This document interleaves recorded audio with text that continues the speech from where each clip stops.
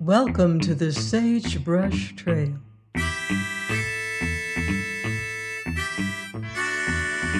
Stories of the West, from the frontier to the Yukon. I'm Mardell, reading Delilah of the Snows by Harold Binlock. Chapter 25, Tomlinson Gets Away. The early Canadian supper had been cleared away, and Sewell was sitting with Grace Colthurst opposite him by the little stove in the inner room of the Gold Commissioner's dwelling, as he had done somewhat frequently of late. The Major was apparently occupied with his business in the adjoining room, for they could hear a rustle of papers, and now and then the shutting of a book through the door, which stood partly open. He closed one a trifle noisily, and the next moment his voice reached them. "This thing has kept me longer than I expected, but I must get it finished before I stop. Esmond's sending a trooper off first thing tomorrow," he said. "Still, I shall not be much longer, and then we'll get out the chess." Colthurst had spoken loudly, and as Sewell and Grace did not raise their voices, it appeared probable that he could not hear what they were saying. Sewell smiled as he glanced at the girl. "I'm not particularly impatient, or sorry for Major Colthurst, though one could fancy that his dislike of official correspondence is quite as strong as his fondness for chess. He knows exactly what he has to do and does it without having to trouble about the results, which, in his case, concern the crown. That naturally simplifies one's outlook." "The Major," said Grace reflectively, "has arrived at an age when one does not expect too much, and is content with the obvious, which is certainly an advantage. And we, being younger, are different in that respect." Grace was a trifle disconcerted, which occasionally happened when Sewell talked to her, though she looked at him with a little smile in her eyes. It was, at least, not very clear to her why she found it pleasant to discuss such questions with him in a confidential voice, when she had, to all intents and purposes, plighted herself to Ingleby. Sewell was always deferential, but there was something in his attitude which suggested personal admiration for her, though she was not quite sure that the vague word liking was not a little nearer the mark. How far that liking went, she did not know, but while she had no intention of allowing it in any way to prejudice her regard for Ingleby, Sewell was, she knew, of subtler and more complex nature, and the craving for influence was strong in her. She knew what, under any given circumstances, Ingleby would probably do, and though this was satisfactory in one respect, it had its disadvantages.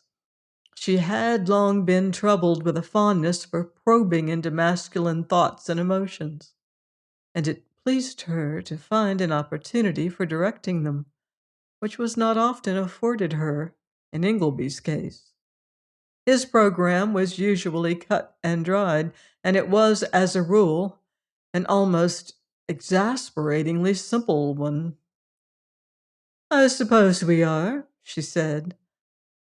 "When I know what is expected of me, I usually want to do something else." Now Sewell was not aware how matters stood between her and his comrade, but he might have guessed what she was thinking, for his next remark was curiously opposite. "I'm not sure that the obvious people are not the most fortunate," he said with a little laugh. "They know exactly what they want, which not infrequently means that what they have to do to get it is equally plain. It must necessarily save them a good many perplexities. Now, take the case of my very obvious comrade, Ingleby. Well, Ingleby wants to make a fortune placer mining, which is, from your point of view, a most reprehensible thing. Sewell laughed. That is not quite the point. Perhaps he means to do good with it, and it ought to be quite plain that Ingleby has no real sympathy with communist notions. In any case, he sets about it in the simplest fashion by working most of every day and often half the night as well. The result is that he has acquired what is apparently a competence and is more or less contented with everything.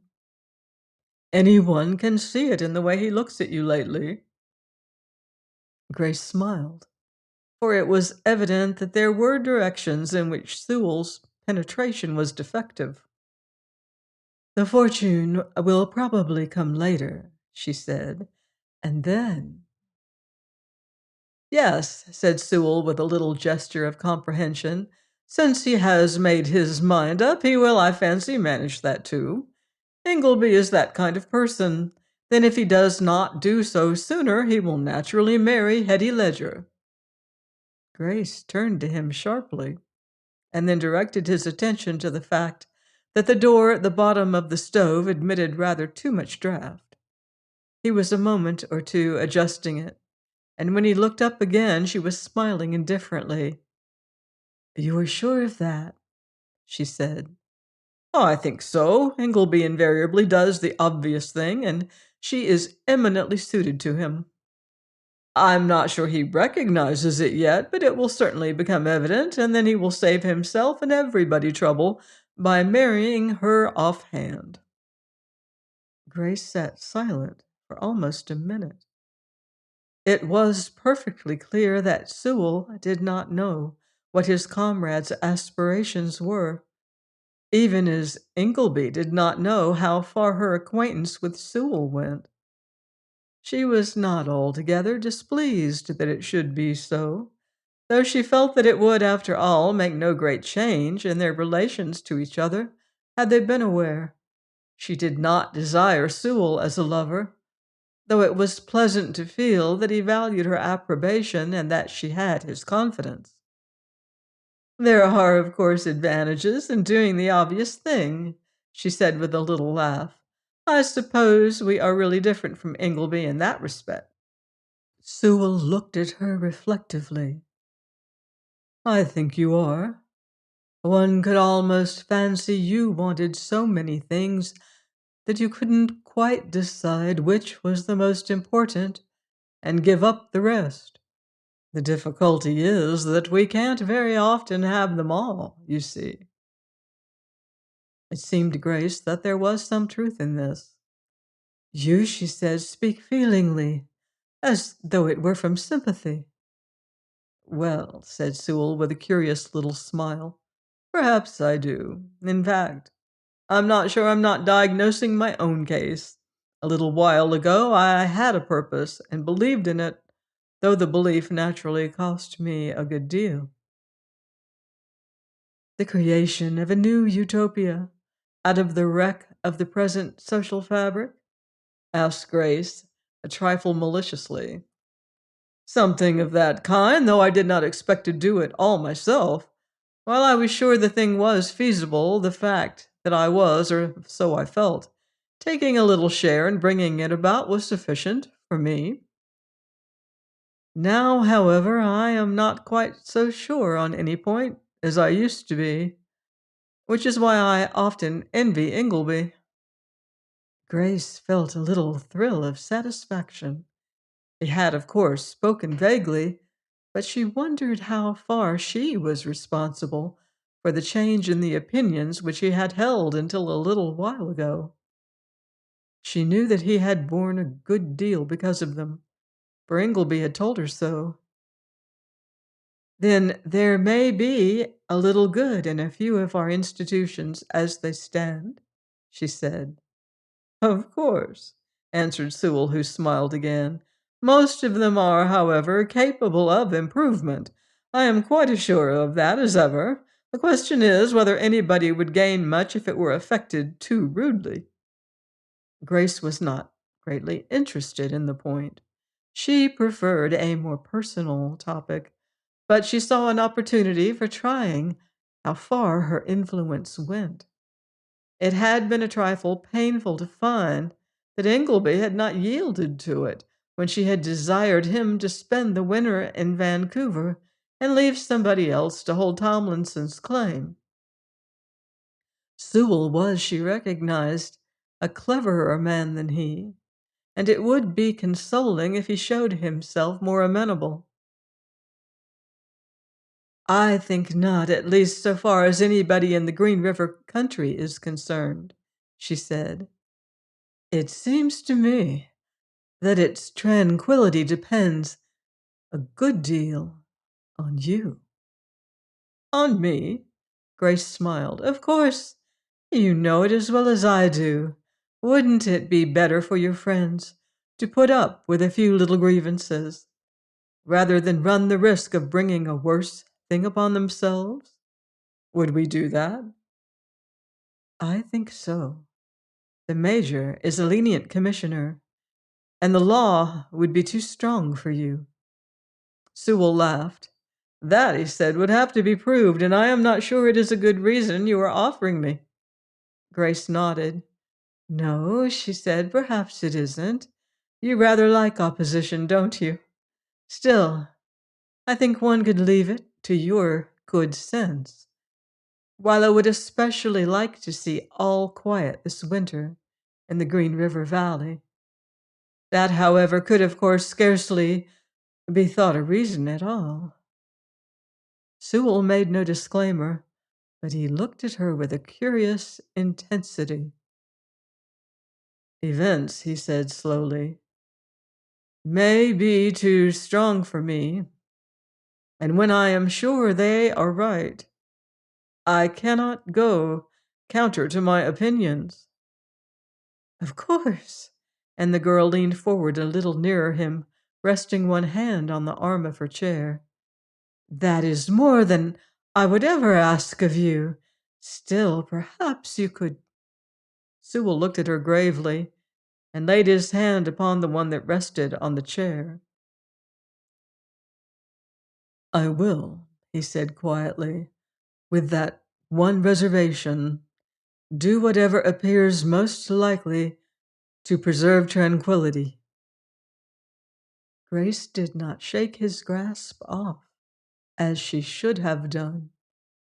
Indeed, a little thrill of triumph ran through her as she realized the significance of what had happened. The man who held her hand fast had borne imprisonment for his beliefs and had also braved hostile mobs, hired bravos, detachments of U.S. cavalry. And now she had made him captive with a smile. It was, from one point of view, a notable achievement, and it did not dawn on her that if regarded from another point, what she had done might wear a different aspect. Just then a book in the other room was closed with a bang, and Grace drew her hand away as Colthurst came in. Sorry to leave you alone so long, but we can get the chessmen out at last, he said. Sewell set out the pieces, and Grace, who flashed a little smile at him, which implied that there was now a confidence between them, took up a book. As it happened, neither of them knew that Prospector Tomlinson was plodding down the trail that led south through the leagues of forest and snow-blocked defiles towards the settlements just then, though the fact had its results for both of them. A half moon hung low above the white shoulder of a hill, and here and there a shaft of silvery light shone down upon the snowy trail which wound in and out through the gloom of the firs. Tomlinson was one of the simple-minded persons who content themselves with doing the obvious thing, and as it was quite plain to him that he could not stay at the bakery without probability of being discovered and getting his host into trouble, he had, in spite of Hetty's protests, persisted in setting out for the settlements, though he was still scarcely capable of the journey, and it had been pointed out that there was a likelihood of his falling in with the police troopers. The latter fact did not, however, so far as Tomlinson could see, affect the question. The one thing that was clear to him was that he could not permit Hetty and Tom Ledger to involve themselves in difficulties. He carried 2 rolled-up blankets and a good many pounds of provisions, as well as a Marlin rifle, for it was a very long way to the settlements, and the snow was deep in the passes. He also walked slowly and with an effort, for the strength he had exhausted had scarcely come back to him yet, while the dusty snow balled beneath his worn-out boots. The bush was very still, for only a low murmur came up from the pines above the rapids, which were free of ice. The trees rose above him, solid spires of blackness, cut sharp against the white hillside beyond them, and Tomlinson was glad of their shadow, because the corporal and one of the troopers had gone down the trail that afternoon, and uncertain whether they had come back, he had no wish to meet them. It is scarcely likely that he would have done so, for he had an excellent sense of hearing, and was making very little noise. Had not a trooper stopped to do something to his newly issued winter coat, which did not fit him comfortably, he spent some little time over it, as it was necessary to take off his big mittens, and the corporal improved the occasion by sitting down on a fallen tree to light his pipe. They were both a little outside the trail and in black shadow. Tomlinson, in the meanwhile, came to an open space some 2 or 3 score yards across. There were black firs all about it, but the snow among them seemed deeper, and as he could hear nothing but the murmur of the river, he made haste to cross it. It appeared advisable that nobody should see him. He had almost reached the gloom of the firs again, when he heard a little scraping sound, not unlike that of the rubbing of a sulphur match would make, and he stood still listening, until a faint blue radiance appeared amidst the trees. And then he moved toward the nearest undergrowth with long and almost noiseless strides. In another moment he stopped abruptly, and a man in uniform who came out from the dark gap of the trail also stopped and appeared to gaze at him. He carried a carbine. The men were close together, and the moon, which had just cleared the dark fir tops, shone down on both of them. The miner's face, as the policeman saw, was drawn and grim. "Tomlinson!" he gasped, and then appeared to shake his astonishment from him. "Stop, right where you are!" Tomlinson said nothing, but springing forward, hurled himself into the undergrowth, which opened with a crash and then closed behind him, while the trooper, who glanced over his shoulder, as if to see where the corporal was, wasted another moment. Then he too sped across the little gap in the forest, floundering through loose snow, and fell into a barberry bush which held him fast. So far, fortune had favored Tomlinson, but as he flitted through the bush, looking for a little by-trail which he knew was near, the corporal appeared suddenly from behind a tree and threw his carbine up. "Hold on," he said. "I've something to say to you." A stray gleam of moonlight that shone down just there flung a patch of brightness athwart the snow, and Tomlinson could see the white face pressed down on the carbine stock, but he did not pull up. Instead, he leapt into the shadow, and in another second there was a pale flash, and a sharp detonation rang among the trunks. Then he whipped behind a tree, and seeing 2 men close behind him now, flung up his rifle. In his country, a man who is shot usually considers himself warranted in retaliating, and Tomlinson was accustomed to the rifle. In fact, he handled it much as an English sportsman does a gun, by the balance of it, and with an instinctive sense of direction which did not necessitate the aligning of the sights. The result of this was that as the butt came home to his shoulder, the trooper dropped his carbine with a cry, and Tomlinson sprang away once more through the smoke. He might have got away altogether, but the corporal could shoot as well as he could, and a few seconds later, the fugitive felt a stinging pain in one shoulder. He staggered but recovered himself again, and running a few yards farther, dropped into a thicket and wriggled under it on his hands and knees.